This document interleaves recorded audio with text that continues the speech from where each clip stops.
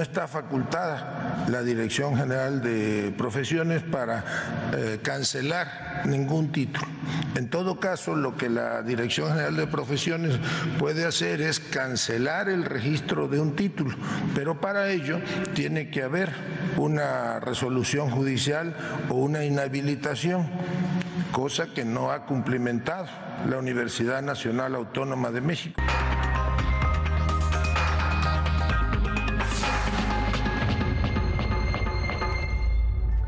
Y así arrancamos con la información este lunes, y es que Adán Augusto López, el secretario de Gobernación, explicó que la Dirección General de Profesiones, perteneciente justamente a la Secretaría de Educación Pública, rechazará la petición de la UNAM, de la máxima casa de estudios, para resolver el caso de la ministra Yasmín Esquivel Moza.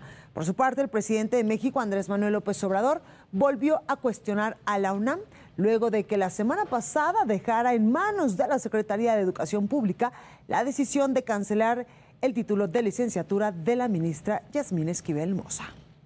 Y la Secretaría de Educación Pública, la SEP, ya respondió a este asunto. En un comunicado firmado por la titular de esta dependencia, Leticia Ramírez, señaló que hasta que no sea invalidado el título emitido por la UNAM a Yasmín Esquivel Moza por la autoridad jurisdiccional competente, la Dirección General de Profesiones carece de facultades para intervenir de alguna forma. Por supuesto, nos referimos a la dirección de la SEP.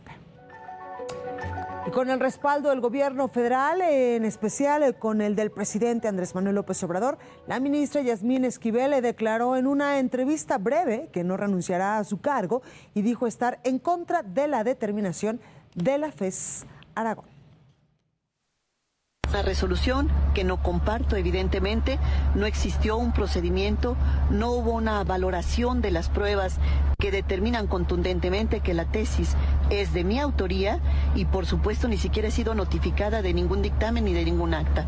Rechazo absolutamente la determinación del Comité de Integridad de la FES Aragón y continuaré, por supuesto, trabajando intensamente, participaré en la sesión de hoy y en todas las subsecuentes. Y hoy más que nunca, por la dignidad de las personas, defendiendo la Constitución y los derechos humanos, así como los principios democráticos de México. Y justamente para conocer qué es lo que sigue en este caso, saludo con mucho gusto al doctor Imer Flores Mendoza, investigador del Instituto de Investigaciones Jurídicas de la máxima casa de estudios de la UNAM. Doctor, muy buenas noches, ¿cómo está? Muy bien, Blanca, muchas gracias, buenas noches, gracias por compartir tus cámaras y micrófonos. Gracias, doctor. Pues cuéntanos un poco qué estaría pasando en estos momentos con la ministra Yasmín Esquivel Moza después de todo este asunto, de esta polémica entre que sí plagió la tesis, no la plagió, y pues estos iris y venires de la UNAM y de la SEP. Pues mira, a mí me parece, déjame quizás empezar un poco por lo último que sabemos, que es que la SEP dice, pues ustedes no le han quitado el título, yo no puedo quitar el registro, la cédula o el registro de ese título. Lo que procede en primer lugar es que ustedes le quiten el título y entonces yo ya le puedo quitar el registro, la cédula, etcétera. A mí me parece que técnicamente es correcto lo que dice la SEP. Me parece que el error ha sido que dentro de la propia universidad que no hemos tenido de la UNAM, una clara línea de qué es lo que se debe hacer en estos casos. Sé que por ahí una respuesta sugería que no se podía hacer nada, que no había un procedimiento expreso. Yo creo que ahí habría que regresarnos un poco en el camino y repensar bien la ruta. La ruta parece que es simplemente revisar cómo se expiden los títulos, cómo se otorgan los títulos, cumpliendo ciertos requisitos. Si alguien pierde esos requisitos o no cumple con esos requisitos, tendríamos que rectificar y en ese momento quitarle el título. Nótese, entiendo muy bien que en la lógica de quien da y quita, dicen que con el diablo se desquita. Claro. Claramente es un proceso arbitrario, no podemos, y en eso tiene razón la ministra. Si no me han notificado, no me han dado garantía de audiencia, no me han dicho, no me han citado, más allá de lo que digan los medios, pero si no hacemos un procedimiento que claramente la llame a comparecer, a presentar lo que en su momento tuviera ella como pruebas, como evidencias, que en un momento se escuche a alguien más, etcétera, se siga con ese procedimiento y podemos determinar a ciencia cierta si ella plagió o no plagió. Yo creo que hasta ahorita lo que sabemos es que parece haber los suficientes elementos para pensar que sí plagió. Entonces ahora, si eventualmente se determinara que sí plagió, que eso ya parece que nos dijeron que sí lo hizo, entonces el procedimiento que sigue. Claro. Yo creo que contrario a la interpretación que ha prevalecido, sí la UNAM tiene formas de resolver este conflicto internas. Que no haya un procedimiento expreso no quiere decir que no haya otros principios implícitos a los cuales podemos acudir o otras reglas expresas que se puedan seguir. Insisto, si la universidad tiene la facultad, la atribución por su propia autonomía de dar y expedir títulos, pues también puede quitar esos títulos. Y cuanto más, si los requisitos o las características que permitirían tener ese título se han perdido en el camino. En ese sentido, yo creo que sí. Ahora, también habría que pensar que debería haber mecanismos para que eventualmente nos retrayéramos al momento en que se vició el asunto, al momento de que la tesis no está bien, pues habría que buscar una forma de solución de titulación. Una opción sería otra vez reinscribir la tesis, presentar la tesis, etcétera.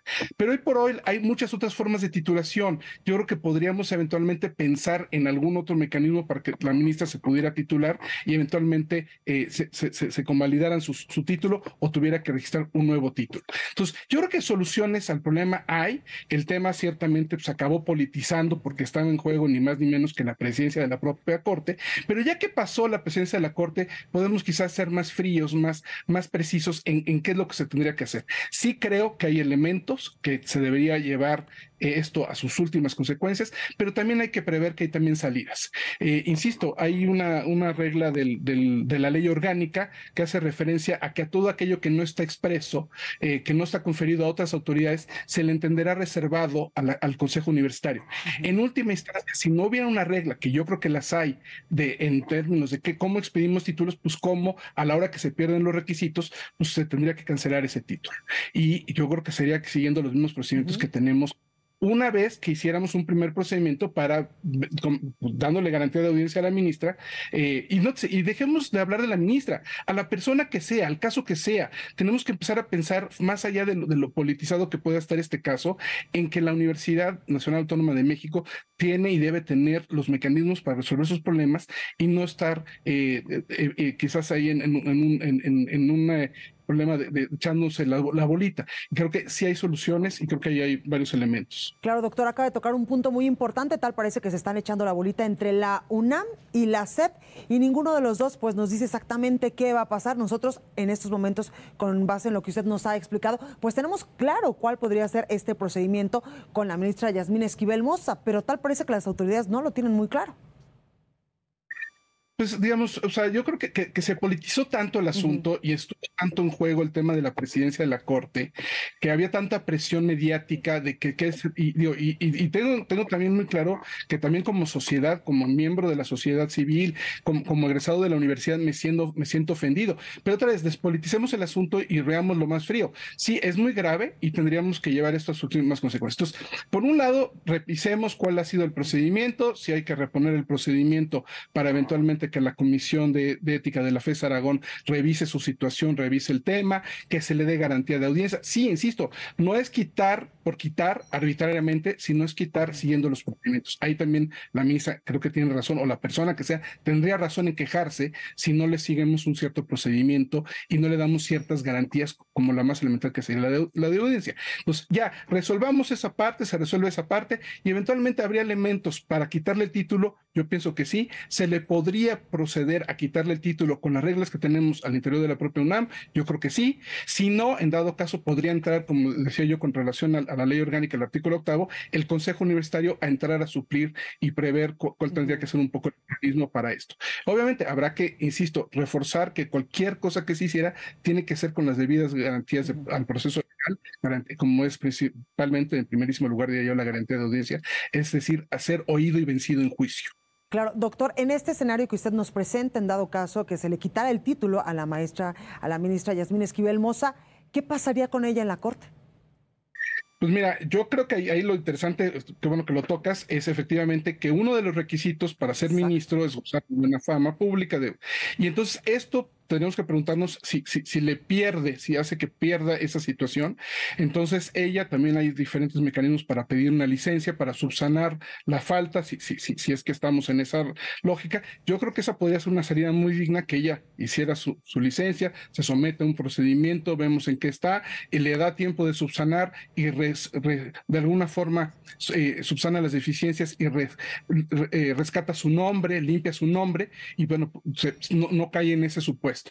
Pero en tanto que no pase nada, no se haga nada, yo sí creo que la imagen de la ministra está deteriorada, sí creo que eso afecta no nada más a ella y a su actuar, sino también eventualmente a los ministros, a la Suprema Corte de Justicia de la Nación, y no es poca cosa. Entonces sí creo que ahí hay un tema muy serio en el que ella también tendría, creo que, colaborar y ayudar a que esto se esclarezca lo antes posible. Insisto, y hay salidas, creo que también dignas, eventualmente podría renunciar, pero al menos pedir una licencia en lo que se aclara la situación y en lo que ella eventualmente subsana esos puntos en los que podría estar en cuestión. Y si no, efectivamente también se abre la posibilidad de que pudiera ser acreedora a un juicio político, y habría algún otro supuesto en el que podríamos empezar a pensar si tendría que haber otras salidas. Claro, doctor, porque incluso ella hoy en una entrevista pues decía que no tiene de nada que avergonzarse, que va a seguir trabajando de manera normal y que tiene una carrera impecable de 35 años.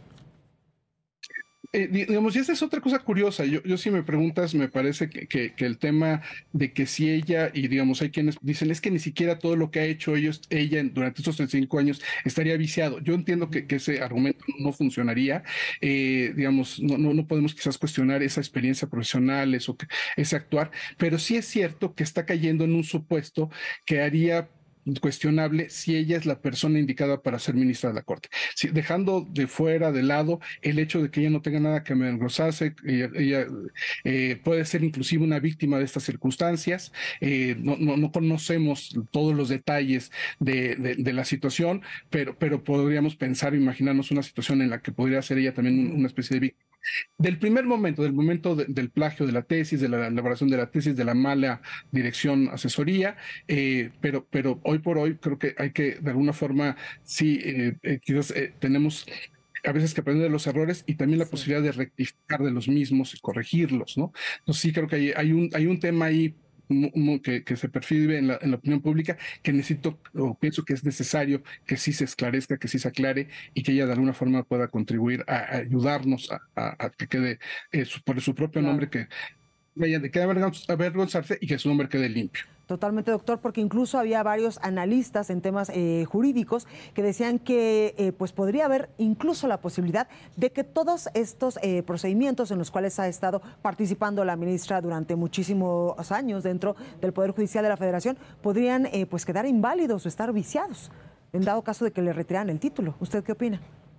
Yo ahí te diría que eso creo que no va por ahí. Hay mucho, en el derecho tenemos muchas ficciones jurídicas, jugamos con muchas convalidaciones. Esto, hagan memoria, tendríamos que empezar a impugnar todos los actos y muchos de ellos quizás ya no haya recurso, ya han quedado firmes esas sentencias. Entonces, por una cuestión también medio técnica del derecho, de la certeza misma jurídica, esos actos pensaría yo que están vivos, digamos, no están vigentes.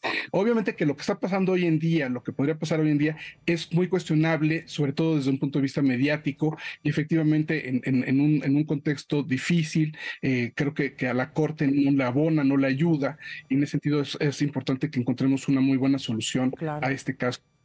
Y más allá, insisto, de que estemos hablando de una ministra, de quien sea de que estuviéramos hablando, creo que tenemos que tener un buen criterio, un buen precedente que nos sirva para cualquier caso futuro, que cualquier persona que llegue podamos eventualmente resolver un caso, dándole las debidas garantías legales, de proceso legal, esto como la garantía de audiencia. Totalmente, doctor, porque incluso sabemos muchos que estamos titulados por la máxima casa de estudios, que hicimos nuestros estudios universitarios justamente en la UNAM, y en estos momentos a lo mejor y también nuestras tesis fueron plagiadas por otros alumnos. ¿Se abre la posibilidad?